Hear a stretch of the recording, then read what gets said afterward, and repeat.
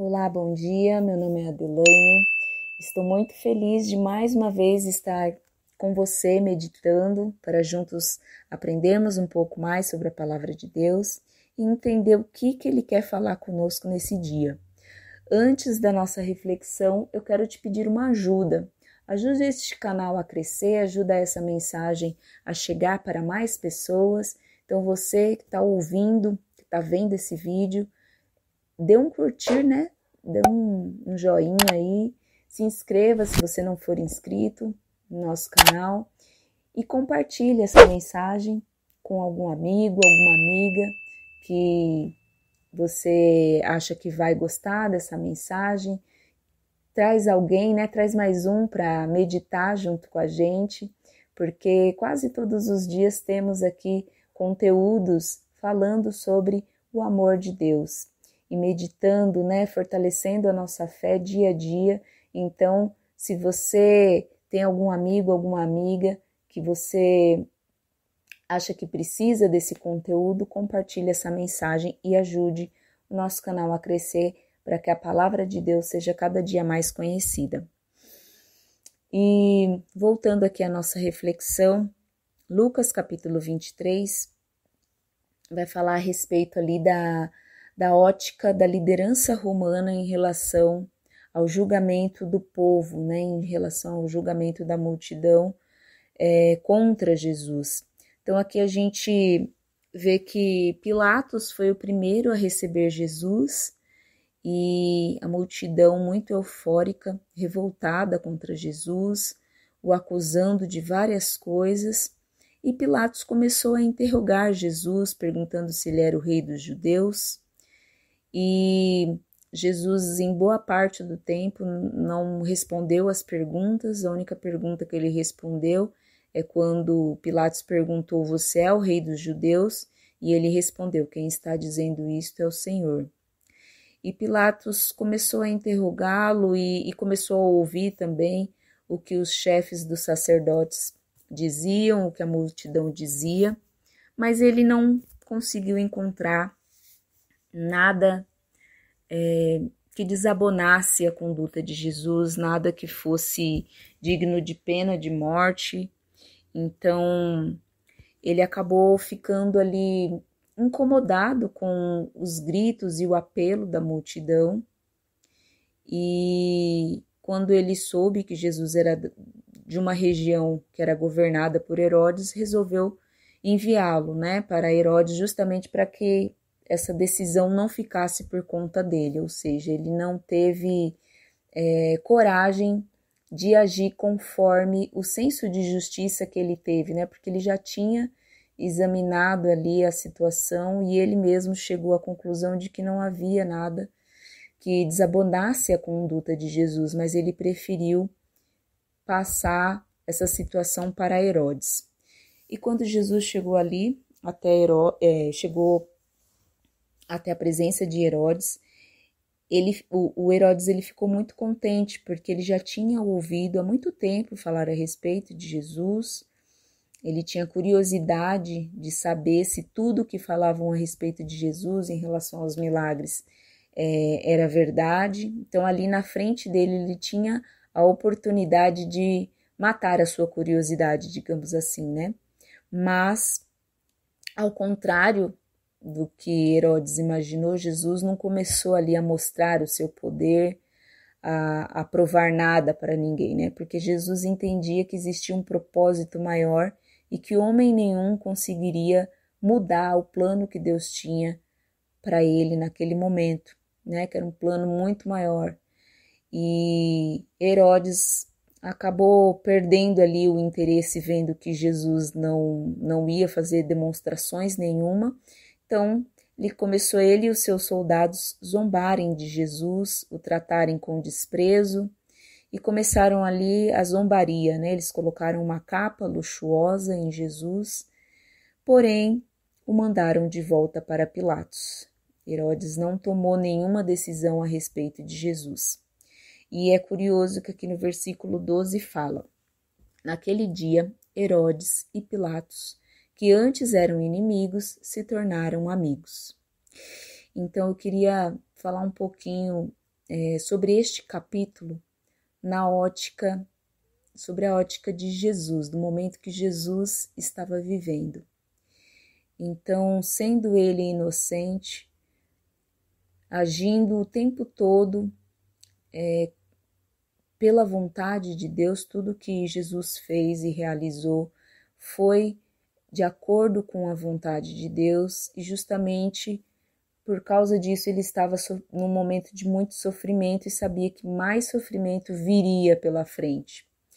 E a multidão, muito eufórica, querendo a morte de Jesus, colocou até mesmo dois líderes romanos, numa situação em que eles não estavam sabendo muito bem lidar com o apelo da multidão, porque investigando, analisando ali Jesus, eles não encontraram culpa, mas ao mesmo tempo, como eram muitas pessoas clamando pela morte dele, eles não queriam decepcionar o povo. E aqui eu quero fazer uma primeira observação, né? O perigo que tem de nós queremos agradar a multidão, não querermos decepcionar o povo, né? Tem um ditado muito popular que diz que a voz do povo é a voz de Deus, e não é, né? Porque aqui nessa situação a gente vê claramente que os dois líderes romanos não encontraram culpa em Jesus, eles encontraram apenas uma multidão eufórica querendo matá-lo, mas eles não tiveram coragem de combater ao apelo da multidão, né? E deixar claro para aquela multidão que o que eles estavam pedindo não era justo, não era correto. Afinal de contas, esses homens, eles eram responsáveis por julgar, né? Julgar os cidadãos, então eles tinham que agir com justiça, mas mesmo eles vendo que não havia culpa em Jesus, eles não tiveram coragem de se posicionar com medo de desagradar a multidão, de ir contra uma multidão que estava ali muito decidida em matar Jesus. Então aqui eu vejo o perigo, né? Quantas e quantas vezes a gente, mesmo sabendo o que é o certo a se fazer, mas às vezes a gente vai com a maioria, né? Porque a gente sabe que talvez o nosso posicionamento, a nossa atitude contra não vai pegar bem, né? Vai gerar um desconforto e a gente, ou às vezes a gente se cala. Então aqui fica o primeiro alerta, né? Nessa reflexão. A voz do povo muitas das vezes é falha, né? Tem motivações duvidosas. E aqui Pilatos e Herodes ouviram a multidão, eles não quiseram se posicionar. E aí Jesus foi devolvido para Pilatos. E ali quando chegou novamente Jesus, Pilatos fica ali num incômodo, porque ele viu que Herodes não tinha tomado uma atitude, e novamente ele disse, né, que ele já tinha feito várias perguntas diante de todos, mas que ele não tinha encontrado nele culpa nenhuma.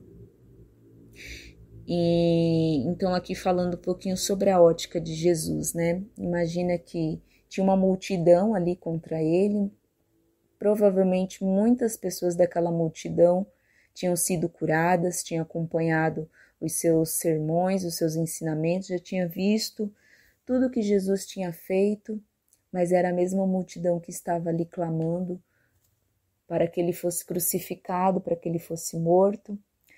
Tínhamos ali líderes que poderiam fazer alguma coisa, poderiam se posicionar, mas foram coniventes, preferiram ficar na sua posição de aceitação, de conforto, não ir contra o que a multidão pedia. E tinha um terceiro grupo que eram das pessoas que seguiam Jesus, que acompanharam o ministério dele, então mulheres e até mesmo seus amigos, né? Muitas pessoas estavam ali acompanhando, mas neste capítulo fala que estavam acompanhando de longe, apenas olhando de longe tudo que estava acontecendo. E todos nós temos esse momento na nossa vida, né, em que a gente se sente abandonado. Então, o grupo de pessoas ou de circunstâncias, né, não necessariamente pessoas, mas às vezes vem tanta coisa contra a nossa vida que a gente se sente abandonado. E muitas vezes circunstâncias ou pessoas que poderiam nos ajudar, poderiam ser ao nosso favor, resolver a nossa situação, resolvem lavar as mãos, como fez Pilatos, né? Se isentar ali da culpa e não se manifestar. E às vezes até aqueles que andaram com a gente, que acompanharam a nossa trajetória, que foram nossos amigos, muitas vezes ou não fazem nada, né, por não querer, ou às vezes simplesmente por não poderem, né?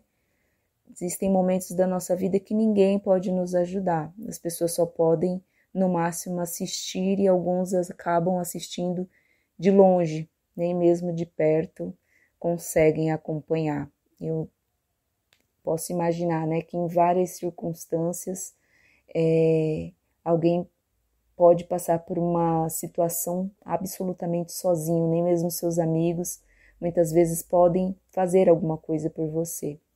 E é nesse momento, né, que a gente lembra que Jesus passou por tudo isso. Então, uma certeza nós temos, que todas as nossas dores, todas as nossas enfermidades, todos os nossos traumas, tudo aquilo que você imaginar que você está passando sozinho, Jesus já passou por essa situação, porque Ele levou sobre si todas as nossas dores, todas as nossas culpas, os nossos fardos, tudo isso Jesus carregou, né? E Ele teve que aguentar tudo isso por amor a nós, por amor ao Pai.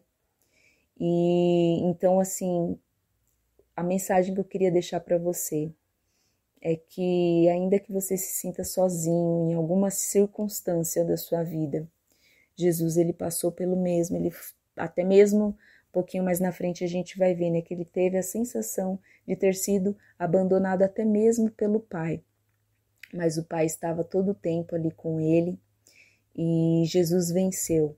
Então, através do sacrifício de Jesus na cruz, nós também venceremos, não importa qual seja a situação ou circunstância. A cruz, ela nos garantiu a vitória, porque Jesus, ele aguentou até o fim.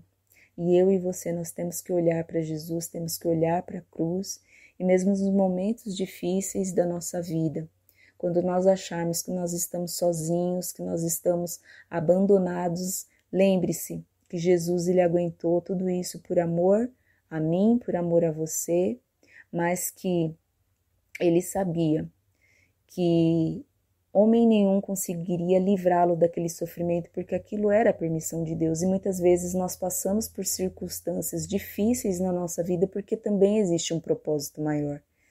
Muitas das vezes pode ser o Senhor trabalhando na nossa vida, nos lapidando, nos moldando para um plano maior. E esse plano maior é cada vez, né, nós estarmos mais perto de Deus, conhecermos mais a Ele, mas Ele não desiste de nós, né? E toda vez que a gente se sentir sozinho, abandonado, lembre-se que Jesus passou por tudo isso por amor a nós. Então, não faria sentido, né, Ele passar por tudo isso por amor a nós e nos deixarmos sozinhos aqui na caminhada, mas pelo contrário, Ele prometeu que estaria conosco todos os dias até a consumação dos séculos. Então, eu não sei como você se encontra hoje, talvez se você começou a ouvir esse vídeo com essa sensação de estou sozinho, estou sozinha, estou passando por um momento difícil, parece que todos me abandonaram. Pense nisso, pense que Jesus passou pela mesma circunstância e foi por amor a mim e a você que Ele suportou até o final. E que ninguém conseguia mudar aquela situação porque fazia parte de um plano maior de Deus. E talvez você está passando pela mesma circunstância porque existe um plano maior de Deus para a sua vida, né? Enquanto você passa pela circunstância, você está sendo tratado, está sendo moldado, e talvez hoje você não entenda, mas lá na frente você vai entender, né, por que você passou por essa situação, e você vai olhar para trás e vai ver que o Senhor te deu vitória, né? Então, era essa mensagem que eu queria deixar para você nesse dia, e desejar que você tenha um dia abençoado, que o Espírito Santo ministre ao seu coração através dessa reflexão, e eu desejo um bom dia para você.